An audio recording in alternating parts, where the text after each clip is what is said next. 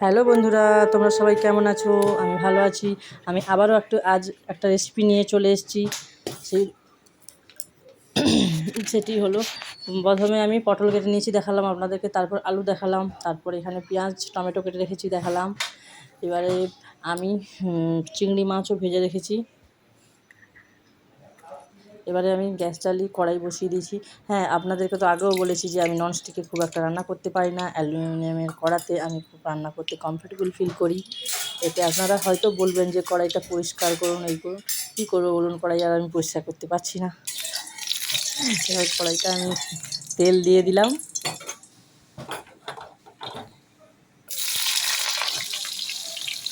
এবারে আমি আস্তে আস্তে কড়াইতে পটলগুলো দিয়ে দেবো।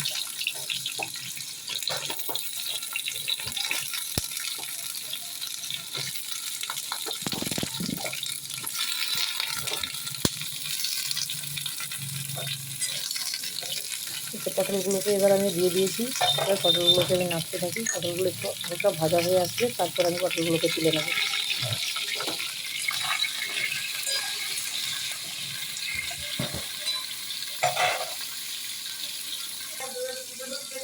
পটলগুলো ভাজা হয়ে গেছে, দেখতে পাবেন।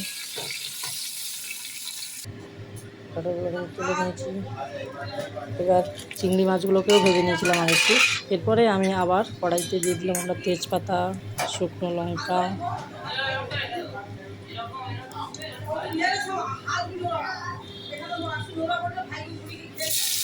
এরপর আমি পেঁয়াজ দিয়ে দিলাম, পেঁয়াজগুলোকে দিয়ে দিলাম। এবার পেঁয়াজগুলোকে দিয়ে একটু নাড়িয়ে চাড়িয়ে নেবো। পেঁয়াজগুলো ভাজা হয়ে এসছে।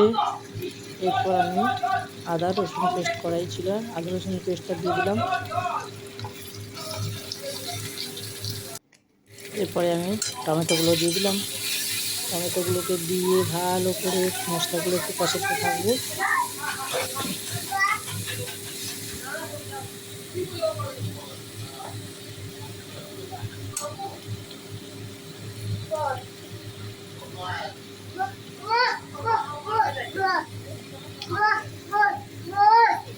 এরপর একে একে যে মশলাগুলো লাগে সেগুলো আমি দিয়ে দেবো। যেমন আপনার নুন দিয়ে দিলাম,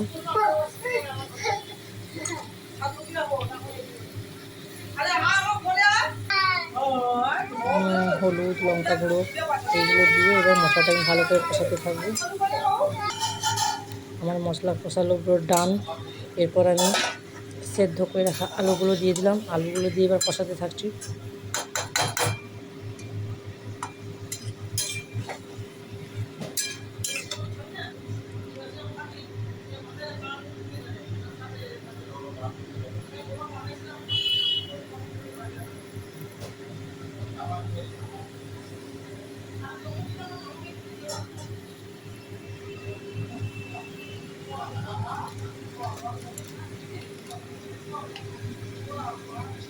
এরপর আমি জিরে গুঁড়ো দিয়ে দিলাম।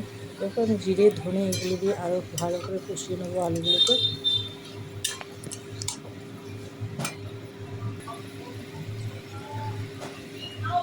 কষানো আবার কমপ্লিট।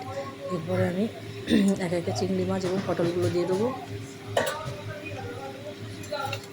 পটল এবং চিংড়ি মাছগুলোকে দিয়ে ভালো করে কষাতে থাকবো।